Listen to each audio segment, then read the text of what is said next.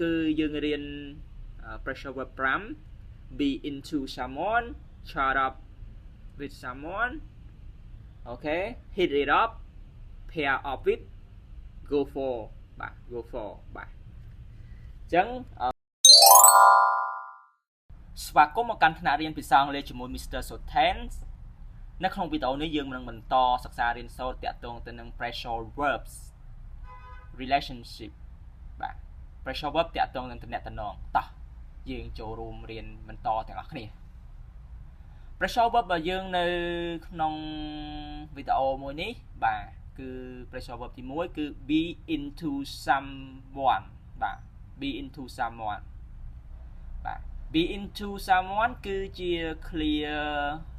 informal បាទគេប្រើជាបែប informal ទេគេមានអត្ថន័យថា romantic interest or mutual attraction បាទមានន័យថាចាប់អារម្មណ៍ឬក៏យើងមានគេហៅថាភាពតាក់ទាញរវាងគ្នានឹងគ្នាណាបាទទៅវិញទៅមកអញ្ចឹងទៅអូខេឧទាហរណ៍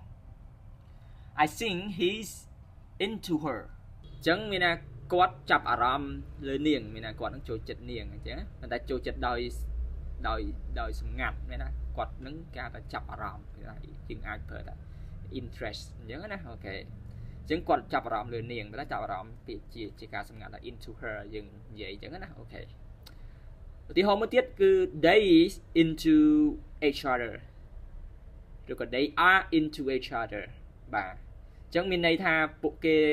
ហ្នឹងគឺចូលចិត្តគ្នាទៅវិញទៅមកមានថា into ហ្នឹងគេថាពួកគេហ្នឹងចាប់អារម្មណ៍គ្នាទៅវិញទៅមកបាទអូខេយើងអាចបកប្រែហ្នឹងមានថាបើយើងចាប់អារម្មណ៍នរណាម្នាក់យើងអាចប្រើ be into បានអូខេតោះយើងទៅបន្តទៀតclear ទី2គឺ chat up បាទ chat up គឺនិយមប្រើមែនតើទៅលើអត្ថន័យ Gen Z ស្នេហាអីចឹងគេប្រើចូលចិត្ត chat up មួយគ្នាអូខេ chat up mean to flirt or talk to someone in a romantic way usually trying to get their attention បាទ chat up ហ្នឹងមានន័យថាយើងនិយាយបែបលក់លើញ៉ាយញងគេណាបាទក្នុងគំនងញ៉ាយញងគេបាទបែបឈីស៊ីបាទបែប romantic ណាបាទនិយាយរឿងឈីស៊ីដាក់គេហ្នឹងឲ្យគេដឹងថាយើងហ្នឹងចាប់អារម្មណ៍គេអញ្ចឹងទៅបាទដើម្បីឲ្យគេហ្នឹងដឹងគេចាប់អារម្មណ៍គេថាយើងទាញ attention គេណាទាញចំណាប់អារម្មណ៍គេអូខេបាទឧទាហរណ៍ example he tried to chat her up at the party but she wasn't interested បាទគាត់ព្យាយាមញ៉ាយញងបាទយើងនិយាយថាព្យាយាមញ៉ាយញងនាងហ្នឹងនៅកន្លែងជប់លៀងប៉ុន្តែនាងអត់ចាប់អារម្មណ៍បន្តិចទេបាទអត់ចាប់អារម្មណ៍សោះបាទនាងអត់ចាប់អារម្មណ៍សោះគាត់នឹងនៅតែចង់ញ៉ាយញងនិយាយបាទ clear ទី3 hit it up បាទ hit it up យើងមើលឃើញរូបភាពហ្នឹងត្រូវគ្នាណាបាទ hit it up mean to immediately get along well or connect with someone បាទ hit it up មានន័យថាយើងចាប់ផ្ដើមមានតំណែងត្រូវគ្នាភ្លាមអញ្ចឹងណា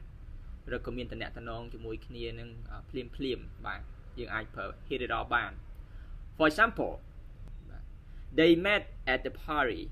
and really hit it up so they have been dating since បាទអញ្ចឹងណាអូខេពួកគេបានជួបគ្នានៅកន្លែងជួបលៀងហើយពិតជាត្រូវគ្នាមែនតើហើយពួកគេបានមាន date ជាមួយគ្នាតាំងពីពេលហ្នឹងមកបាទ date រហូតឥឡូវនៅ date ទៀតបាទអូខេ pressure verb បន្តទៀតនេះគឺ pair up with បាទ pair up with ហ្នឹងគឺយើងឃើញរូបភាពហ្នឹងបាទចាប់ដៃគ្នាចាប់គូគ្នាបាទអញ្ចឹង pair up with mean to form a romantic couple with someone or to start dating or become partners មានថាយើងចាប់គូនៅយើងចាប់ផ្ដើម date គ្នាហ្នឹងឬក៏ខ្លាយទៅជា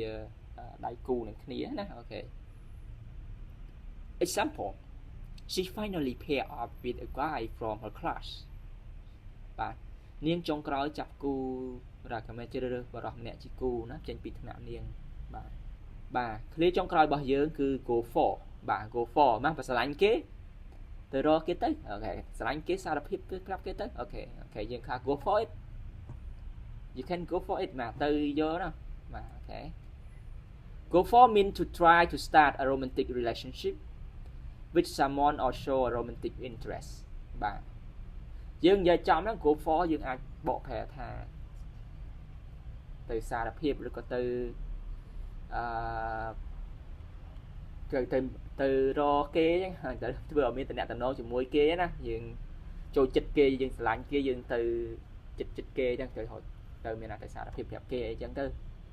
បាទ don't be afraid to go for the person you like កុំបារម្ភបាទកុំព្រួយបារម្ភក្នុងការសារភាពស្នេហ៍ទៅកាន់នរណាម្នាក់ដែលអ្នកចូលចិត្តអញ្ចឹងណាឬក៏ទៅមានតំណែងជាមួយនឹងនរណាម្នាក់ដែលអ្នកពេញចិត្តអញ្ចឹងទៅឧទាហរណ៍អញ្ចឹងណាយើងអាចបកប្រែចាថា go for it ចាបាទចុងក្រោយបាទយើងសរុបមកវិញគឺយើងរៀន pressure verb 5 be into someone chat up with someone okay hit it up pair up with go for បាទ go for បាទអញ្ចឹងវីដេអូរបស់យើងមានតែប៉ុណ្្នេះទេនៅថ្ងៃនេះសង្ឃឹមថាបងប្អូនបានរៀនសូត្រនិងទទួលបានចំណេះដឹងនិងពុទ្ធិតាក់ទងទៅនឹង pressure verb បាទដើម្បីពង្រឹងភាសាអង់គ្លេសរបស់បងប្អូនក្នុងការចូលរួមចំណែកកសាងសង្គមជាតិនិងចូលរួមចំណែកអភិវឌ្ឍសមត្ថភាពរបស់បងប្អូនទាំងអស់គ្នាបាទពីខ្ញុំសុថេនជួបគ្នានៅវីដេអូក្រោយ